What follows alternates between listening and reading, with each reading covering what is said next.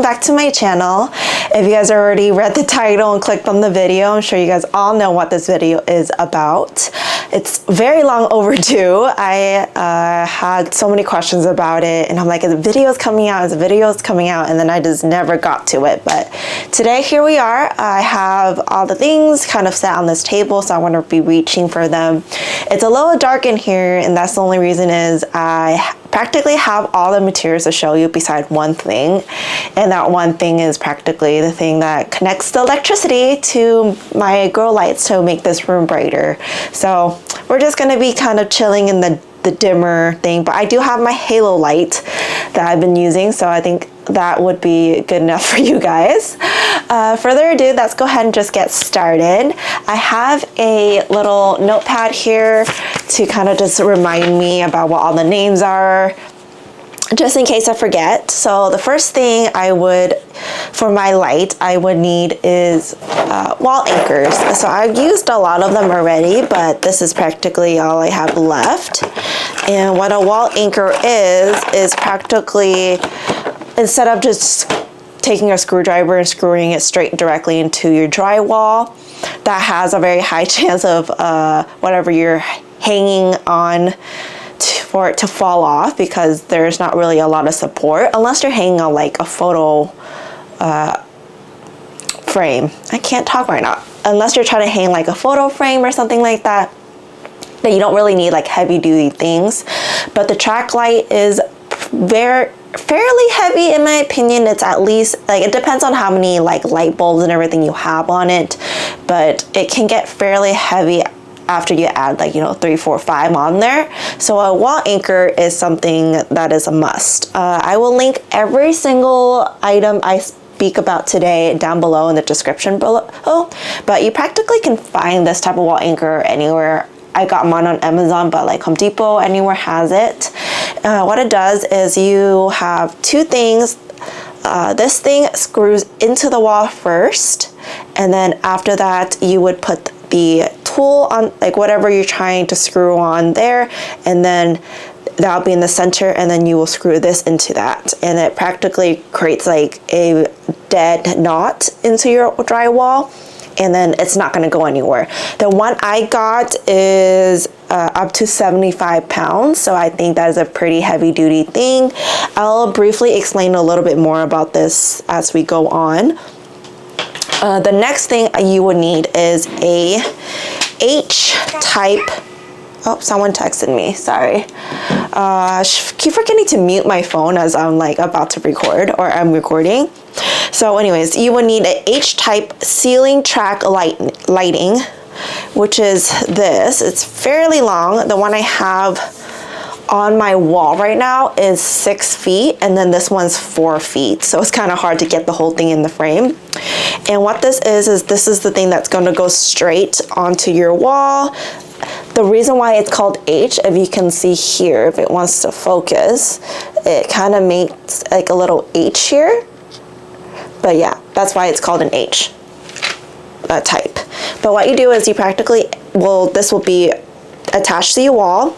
There's these little 2 holes here where you will be anchoring it in. So what I was trying to tell you earlier, so this goes into your wall, right? And then after that's flushed, you would line it up where the hole is, and then you would drill this screw in.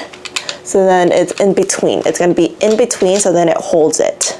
I hope I'm making sense, but it's probably common sense too. The best method I do recommend is you to have like a type of pen or a pencil or something. Put this up and see where you want it on your wall, and then draw a little dot at the very center of this hole onto your wall on both sides. So maybe have like someone or friend or your partner or someone to like hold this as you're doing it, and then you'll have the 2 little target marks on your wall, so then it's easier for you to drill it into the wall, and then after that put this up and then drill the rest up. That's what I did.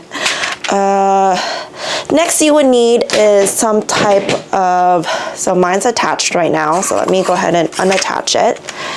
This is called a H-track I can't even read my own handwriting, y'all. This is a light head H-type in HY10. I will put it down here. That's what they wrote on Amazon, like the title. So I'm just kind of reading it off. But practically what it is, it's this part is the H-type. So it will be able to fit perfectly on here. And what you do is you just insert it. How would I show you guys this? Insert it just this way. You'll insert it this way, right, up, and then you would twist it, and then it stays on. Is that cool? And then when you need to get it off, you just pull. So there's this thing that you do, you pull, and then you twist off. Same, repeat, put on, twist on, pull, twist off. So that's something I didn't even know about. It took me forever to figure out. I was starting from like here and trying to pull it all the way down. Yeah, don't do that, guys. Don't do that. And the thing that I really like about this, what do you call it? Track light head, is that you are able to go just 360 with this guy. And he's able to go all the way straight down or all the way 90 degrees. I love how, as I'm showing you this, I'm struggling. You guys, it's usually not this hard. Okay, come on. Okay, there you go. Or you can go 90 up. So you go straight down or 90 or anywhere in between. I do recommend you figuring out your angle first before you attach it to your light track, just because it's a little bit, you know, harder when it's already attached. So just take it off, figure out what angle you want it to be at, and then reattach it, and then attach your bulb. So the next thing I would say, this is from Sensei. I love them. I have been using them for a while now. So, and yeah, this light track would have not been completed without them. And the funniest part is I've been using them for like years now, and Sensei just reached out to me and asked if they were able to send me some stuff, and I said sure, why not? And they did. They sent me another box of bulb lights, just because I have I have the 36 watts, and I feel like I have 36 watts up there, and I think it might be a little bit too strong right now for some sections of my plant area. So then I asked if they can send me a 24 watt, and they're like, sure, bet. So here she is. So they've been with me for a long time. I am so happy that Sensei even reached out. So just to let you guys know, no matter what, if they did or did not reach out to me, I would have still used them. So this is the Sensei Grow Lights bulb. They have a full spectrum light, so you're not gonna be worried what, like, you know, the blue, the reds, they have it all. They come in 10, 15, 24, and 36 watts. And the ones I currently use now at my house is the 24 and 36. Okay. And then what you do is with this, I would say after you attach this to your light, then slowly screw this on. And that would be what it looks like.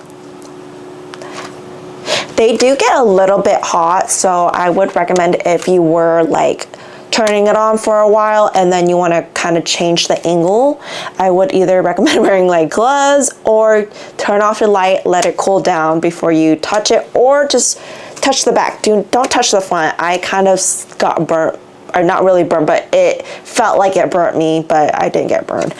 It just gets really hot. The last thing I would say is, in order for everything to work, this is the thing I actually had to take off from my track lights above. This is your H-track end cord. They sell cords that are like 4 feet, but since I have it up my top of my ceiling, and my ceiling is fairly high, I have mine at 15 feet, so it's pretty long. And this is just a normal outlet, and then here is your H-track cord connector that stores all the electricity, so then they can supply your H-track with electricity for the lights to turn on. So what you do is you grab it, and then you would attach this side, and then this side will be inside. This is gonna be kind of hard to show you guys. How do I do this? Okay, maybe like this. I would just put it in here and then slide it down and use a little bit of force. I love how it doesn't even want to come in right now. Is it this way or is it this way? I thought it was the other way.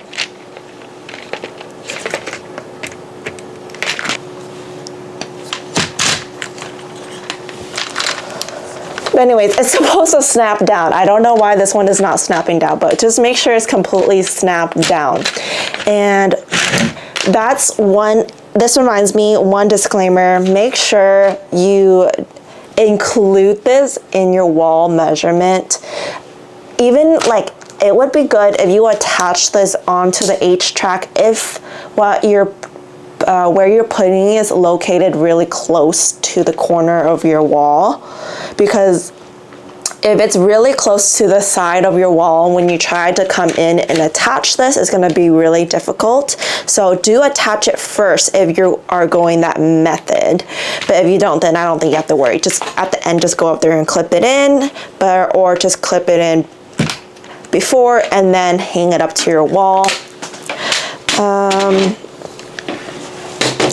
What else did I say? Oh, things are good to have: a drill, a handheld drill. That's very good because, you know, you need something to anchor your track, and also the screws into your wall. Have a pen or paper, as well as a ruler. A ruler is really good. It kind of helps you know like what's a good distance from your plant. I usually have mine like at least a 1.5 to 2 feet, maybe 3 feet away, just because if you don't want it so close to your plant that it's like screaming at you. Another good way to do that, maybe demo it before you screw everything in place. Maybe attach everything and have your partner or your friend kind of hold the light there, so then you can come in with a light meter and read it. I usually have my light meter at 200 to 400 foot candles, because that's usually the sweet spot for anthuriums. I think it might vary with philodendrons, alocasias and stuff, but majority of my plants are sitting in that area, even my monsteras and stuff. Anything more than 400, you do have a very high chance of burning your plants. Anything below 200, your plants might start reaching for the light. So then the petiole might be a lot longer and a lot more leggy than you would want it to be. So that is a very important thing to have. So all in all, that is my things that you would need to have a light track.